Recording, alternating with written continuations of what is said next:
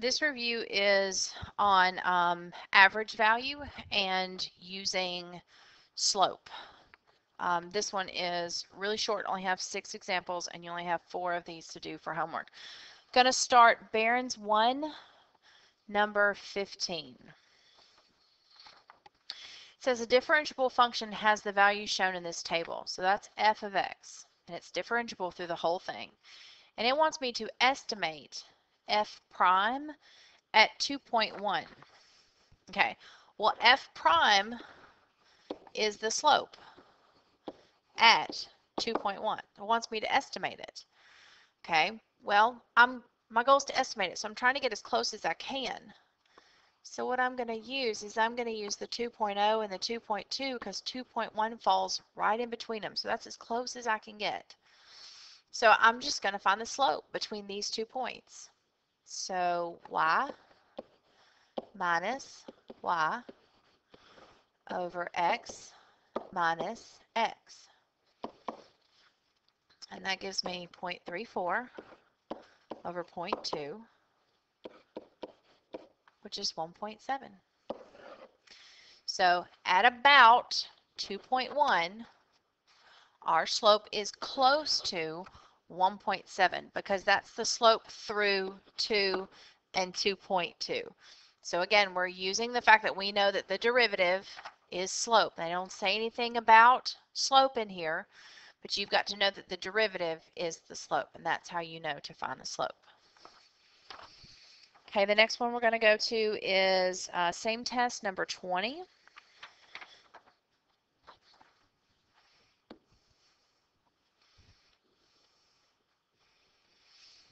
Okay, it says over the interval 0 to 10, the average value of the function f shown below. Okay, average value is a formula on your formula sheet.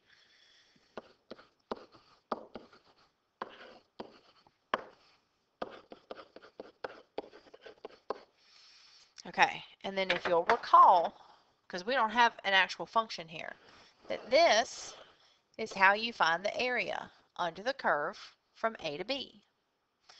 Okay, so I'm going to do the first part, this guy out here. So 1 minus, now I'm going from 0 to 10.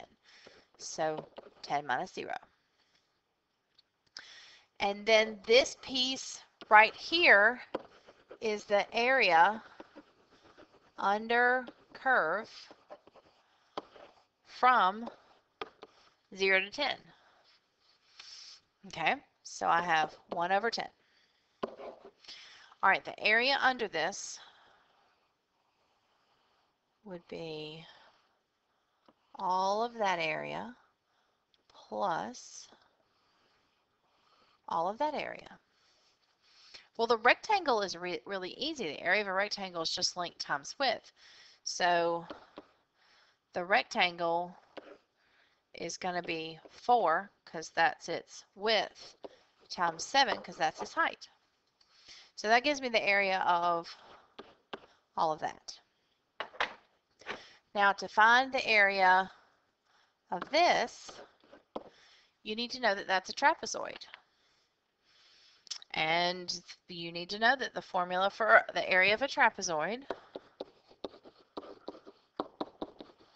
which you should remember from where we did area under the curve and we broke it into a bunch of different trapezoids. So this is a formula that you need to know. Okay, so 1/2. Now my height, remember these trapezoids are laid on their side. So your height is 6. And then base 1 is 8. And base 2 is 3. So I have 1/10. Let's see, that'd be 3 times 11, so 33 plus 28, which is 1/10 of 61, so 6.1.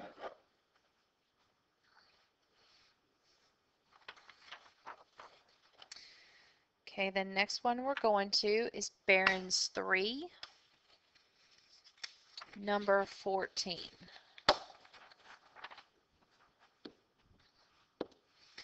Barron's 3, number 14. Okay. It says given f of x is log base 10 of x, and log base 10 of 102 is approximately 2 and some change, which is closest to f prime at 100. Okay, so I want the derivative at 100. Okay, well I can see real easy here that I have plugged in 102 and gotten out 2.0086. I also know that if I plug in 100 right here for x, and let's just assume this is calculator inactive, or I guess equal y. So snail it. 10 to the y equals 100, so y is 2. So when x is 100, y is 2. And the reason I did that is because it wants the slope around 100. Well, 102 is really close to 100. I plugged in 100 to get exactly what that point is, and now I can find the slope through these 2 points, and that will be really close to what the slope of the tangent line is at 100. So I'm going to do y minus y over x minus x, and I got 0.0043. So again, it's knowing that when it's asking for this, it's asking for the slope of the tangent line at 100.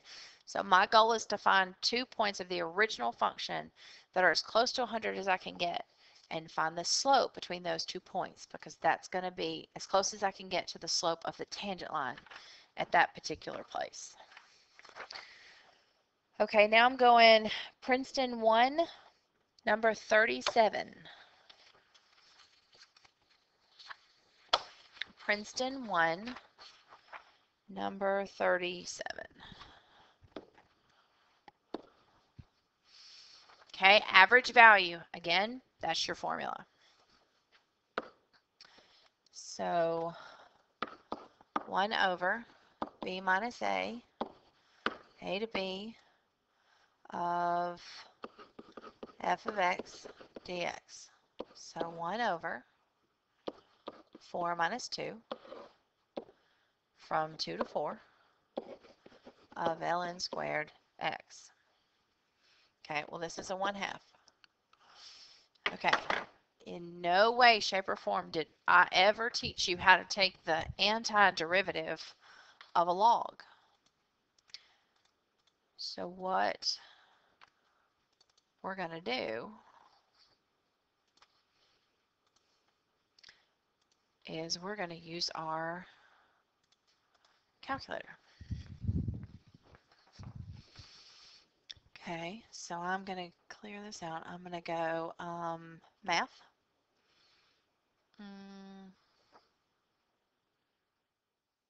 Yeah, I'm going to go math, and I'm going down to integration, hitting enter. Oh, this is different than it is on mine. Ln of x squared, but it doesn't. Has to ask for the intervals. When you plug it into the newer version of the calculator, it shows up with this and this dx. So go there, go math, go all the way down to integration. You're going to plug in a 2 here and a 4 here. Now be careful here, because you don't want to type in ln of x squared. You want to make sure that you're squaring the whole thing. So I would go extra parentheses ln of x and then square it. Hit enter. But then don't forget you've got to multiply that answer by 1/2. and I got 1.204.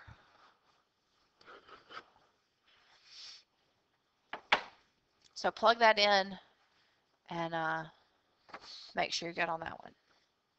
But just remember that you have that tool available to you on your calculator.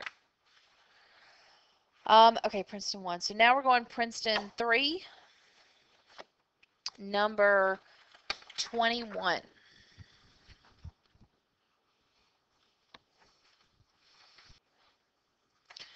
So number 21 wants the average value of secant squared, and it gives me an interval, so I'm going to use my average value formula, which is 1 minus, or 1 over, b minus a from a to b of f of x dx. So 1 over, it's going to be pi over 4 minus pi over 6 from small pi over 6 to big pi over 4 of secant squared x dx. Secant squared is the one that goes with tangent. So the derivative of tangent is secant squared. So the antiderivative of secant squared is tangent from pi over 6 to pi over 4. Go ahead and get a common denominator out here. Okay, so that's going to be 1 over pi over 12. So that would be 12 over pi. Okay, now I'm going to plug in tangent of pi over 4 minus tangent of pi over 6. Tangent of pi over 4 is easy. That's just 1 because it's root 2 over 2, root 2 over 2. Tangent of pi over 6 is ugly pretty. Y over x. So 1 over root 3. So root 3 over 3. If you look at your answers, none of them are decimals. They're all ugly fractions. So I'm going common denominator.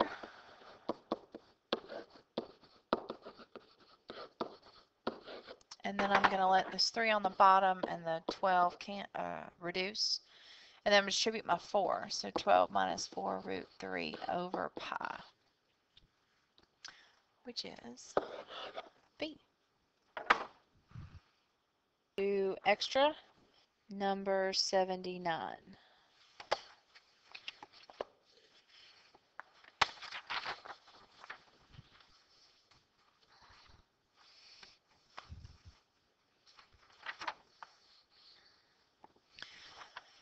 Okay, it wants the average value. So that's our formula.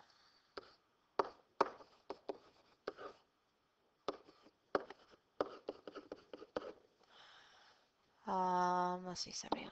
So 1 over e minus 1 integral from 1 to e of x ln of x. Okay, well I can't do anything with 1 over e minus 1. And again, I can't integrate with a natural log, so I'm going to go calculator. So I'm taking this piece right here, and I'm going math and down to integration and plugging in exactly what I see. Now, when you type e into your calculator, it automatically wants a power, so you're just going to do e to the first when you do your integral, and then x ln of x, and you're going to get that decimal, and then you're going to times that by 1 over e minus 1. Answer's 1.221. So take your time, plug that in, and make sure you're good with getting that decimal.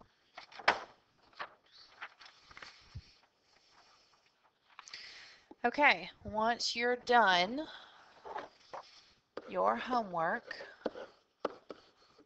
is Barron's 1, number 4, Princeton 118, and Princeton 2, 20, and 31.